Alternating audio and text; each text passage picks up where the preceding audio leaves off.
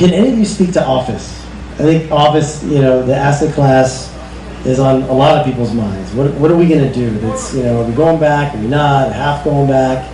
No matter what, there's extra space. Maybe not on the kind of in the peripheral markets, but definitely in major metros. So I know that you're talking about adaptive reuse, taking them, converting them. What's that going to take?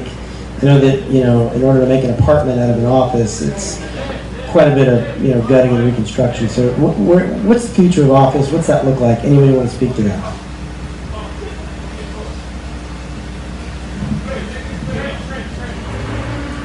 I advise my clients based off where there's guaranteed money.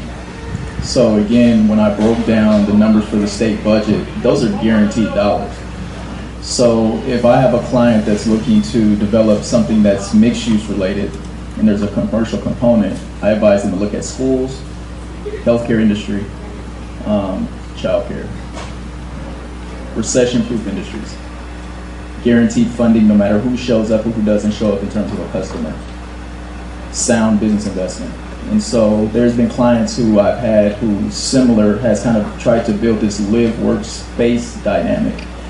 And I've had to work with them to kind of reposition their assets to put a charter school component as the hub and let everything else be bespoke because of the per pupil spending you get that's guaranteed. So even once a COVID hits, whether there's kids in the seats or not, you get paid. That can serve as your flex commercial space. So I think the other thing I wanted to address too, kind of going back to the prior question about how do you find value, is you work with government to manipulate the market. So government sits on assets. The largest owner of public land in the state of California are school districts.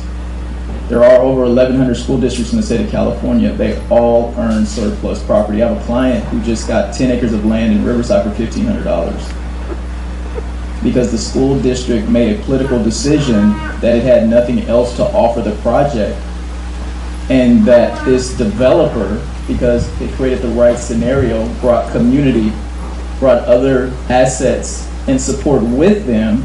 The politicians made a decision that there was enough community will and community benefit that the least they could do for this developer is do a land give. That's how you get immediate value into a project. So now you're going into a project with instant equity.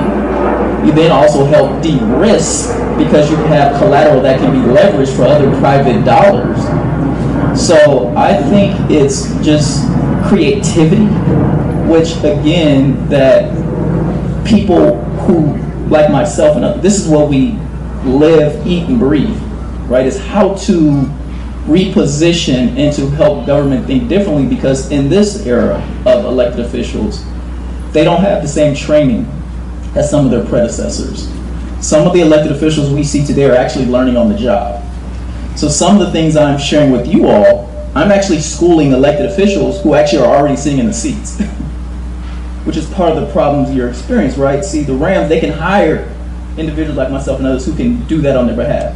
You are trying to say, well, what's the problem? They're like, I don't really know. And then they have folks that write big checks breathing down their necks, and it's like, you're just at a standstill, a stalemate, right? And so I think that's, how you add value in addition to, kind of like, where do we go from here? I think that we need to start looking at, this is part of my own personal purpose and journey. We got to find a better crop of electeds who really care about governing California the right way, helping us become the golden state again.